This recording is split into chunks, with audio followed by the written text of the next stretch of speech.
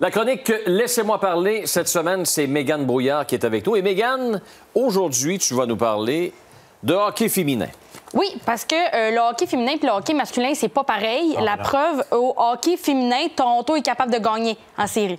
C'est très différent. Ça, c'est pas gentil pour les gens de Toronto, mais c'est tellement vrai. Mais c'est pas faux. C'est ça qui arrive. Voilà. C'est Toronto qui a gagné la Isabelle Cup. Je sais pas si vous connaissez la Coupe Isabelle. C'est un peu la fille de la Coupe Stanley, dans le sens que Isabelle, c'est la fille de Lord Frederick Stanley. C'est une des premières femmes à photographier, à jouer au hockey, à travailler avec son père, beaucoup faire connaître le hockey. C'était une grande madame de PR. Isabelle, c'était une des... Tu sais, une des madames qui chillait avec la reine, là, je connais pas le terme là, scientifique, I guess que c'est pas... Une des dames qui chillait avec la reine. Une des madames qui chillait avec la reine. Une des dames de courtoisie. Duchesse, une dame de... Courtoisie, ça fait très vendeur de char. Une dame de courtoisie. Elle était dans le gros PR, là. C'était pas juste 2-3 balles en blanc qu'elle faisait. Okay. Fait que la coupe est nommée à son nom. Et en ce moment, dans la PHF, c'est la saison des agents libres, puis ça vire. Cette année, ça vire. Il y a un des plus gros contrats qui a été donné à une joueuse de hockey cette année, Daryl Watts. Connaissez-vous son histoire? Non, là, tu risques de nous en apprendre pas mal. Ben oui, je vais être très, très honnête, là, mais... M'en viens vous éduquer. Vas-y. Non, je connais pas son histoire. Daryl Watts, elle a commencé en 2018 dans la NCAA. Sa première année dans la NCAA, elle a fait 2 points par match en moyenne. OK. Ce qui lui a donné le trophée. Vous connaissez le trophée dans la NCAA? Le gars qui a scoré le plus, Cofield l'a gagné, celui-là. Là. Dans la Owie Baker? Le Owie Baker.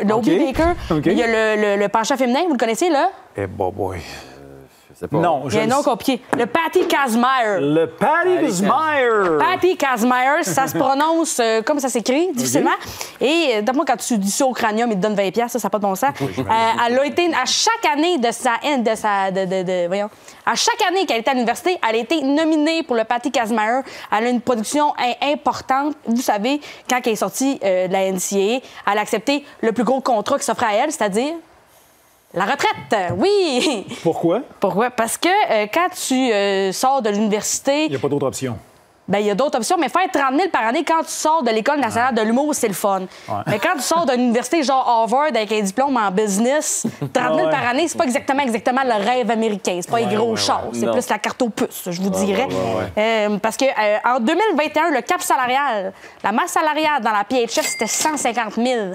Ça, je sais pas si tu as déjà essayé d'acheter quelque chose à Montréal, mais ça se peut pas. Ouais. C'est pas beaucoup. Non. En 2022, l'année qui vient de terminer, la masse salariale était de 750 000. Ça, c'est l'équivalent de Pezzetta. Ouais. Avec ça, tu peux t'acheter un Pezzetta. Okay. Et en 2023, donc l'année prochaine, la masse salariale de la PHF tombe à 1,5 million. Ça, c'est 2 Pezzetta. Le double. 2 Pezzetta. 2 Pezzetta ou 23 filles. Dans tous les cas, le drain va être bloqué, il va falloir du bon revitalisant dans la chambre. Ah. C'est ça qui arrive. Et en décembre dernier, Daryl Watts était à sa retraite. Elle faisait une affaire de retraite, I guess, se berçait puis elle faisait des Snapchats. Je sais pas qu'est-ce qu'une fille de 22 ans à retraite fait. Puis elle a reçu un appel de Toronto. Ils l'ont appelé, puis en fait, on aimerait ça que tu viennes cette année-là, nous aider à gagner la coupe, puis on va donner de l'argent bien gros l'année prochaine. Vous savez combien ils ont de l'argent à Toronto? Ils ont de l'argent à Toronto, mais le dépensent-ils bien? Bien, c'est ça qui arrive. En janvier, elle a rejoint le Toronto. Okay. En mars, ils ont gagné la Coupe Isabelle. Et en novembre, elle sera la joueuse avec le plus gros contrat, un contrat de 150 000 US par année. C'est la masse salariale de l'année 2021 de la PHF. Ben oui.